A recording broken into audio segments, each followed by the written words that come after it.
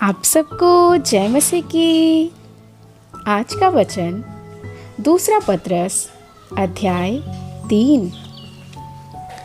हे प्रियो, अब मैं तुम्हें यह दूसरी पत्री लिखता हूँ और दोनों में सुधि दिलाकर तुम्हारे शुद्ध मन को उभारता हूँ कि तुम उन बातों को जो पवित्र भविष्यद्वक्ताओं ने पहले से कही है और प्रभु और उद्धारकर्ता की उस आज्ञा को स्मरण करो जो तुम्हारे प्रेरितों के द्वारा दी गई थी। पहले यह जान लो कि अंतिम दिनों में हंसी ठट्ठा करने वाले आएंगे, जो अपनी ही अभिलाषाओं के अनुसार चलेंगे और कहेंगे, उसके आने की प्रतिज्ञा कहाँ गई? क्योंकि जब से बाप दादे सो गए हैं, सब कुछ वैसा ही है जैसा सृष्टि के आरंभ से था। वे तो जानबूझकर यह भूल गए हैं कि परमेश्वर के वचन के द्वारा आकाश प्राचीन काल से विद्यमान है और पृथ्वी भी जल में से बनी और जल में स्थिर है। इसी के कारण उस युग का जगत जल में डूबकर नष्ट हो गया, पर वर्तमान काल की आकाश और पृथ्वी उसी वचन के द्वारा इसलिए रखे गए हैं कि जलाए जाए, और ये भक्तिहीन मनुष्यों के न्याय और नष्ट होने के दिन तक ऐसे ही रखे रहेंगे। हे प्रियो, यह बात तुमसे छिपी न रहे कि प्रभु के यहाँ एक दिन 1000 वर्ष के बराबर है और 1000 वर्ष एक दिन के बराबर है। प्रभु अपनी प्रतिज्ञा के विषय में देर नहीं करता, जैसी देर कुछ लोग समझते हैं, पर तुम्हारे विषय में धीरज धरता है और नहीं चाहता कि कोई नष्ट हो, वरन यह कि सबको मन फिराव का अवसर मिले।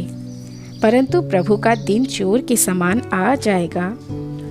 उस दिन आकाश बड़ी हड़हड़ाहट से शब्द से जाता रहेगा और तत्व बहुत ही तप्त होकर पिघल जाएंगे और पृथ्वी और उस पर के काम जल जाएंगे, जबकि ये सब वस्तुएं इस रीति से पिघलने वाली हैं जो तुम्हें पवित्र चाल चलन और भक्ति में कैसे मनुष्य होना चाहिए और परमेश्वर के उस दिन की बाट किस रीति से जोहना चाहिए और उसके जल्द आने के लिए कैसा यत्न करना चाहिए, जिसके कारण आकाश आग से पिघल जाएंगे और आकाश के गण बहुत ही तप्त होकर गल जाएंगे।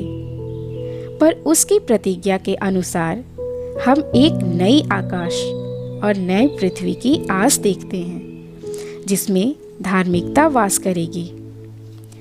जागते इसलिए हे प्रियो, जबकि तुम इन बातों की आस देखते हो, तो यत्न करो कि तुम शांति से उसके सामने निष्कलंक और निर्दोष ठहरो और हमारे प्रभु के धीरज को उद्धार समझो, जैसा हमारे प्रिय भाई पौलुस ने भी उस ज्ञान के अनुसार जो उसे मिला तुम्हें लिखा है। वैसे ही उसने अपनी सब पत्रियों में भी इन बातों की चर्चा की है, जिनमें कुछ बातें ऐसी हैं जिनका समझना कठिन है और अनपढ़ और चंचल लोग उनके अर्थों को भी पवित्र शास्त्र की अन्य बातों की तरह खींच तान कर अपने ही नाश का कारण बनाते हैं। इसलिए हे प्रियो, तुम लोग पहले ही से इन बातों को जानकर चौकस रहो, ताकि अधर्मियों के भ्रम में फंसकर अपनी स्थिरता को कहीं हाथ से खो न दो, पर हमारे प्रभु और उद्धारकर्ता यीशु मसीह के अनुग्रह और पहचान में बढ़ते जाओ। उसी की महिमा अब भी हो और युगानुयुग होती रहे। आमीन।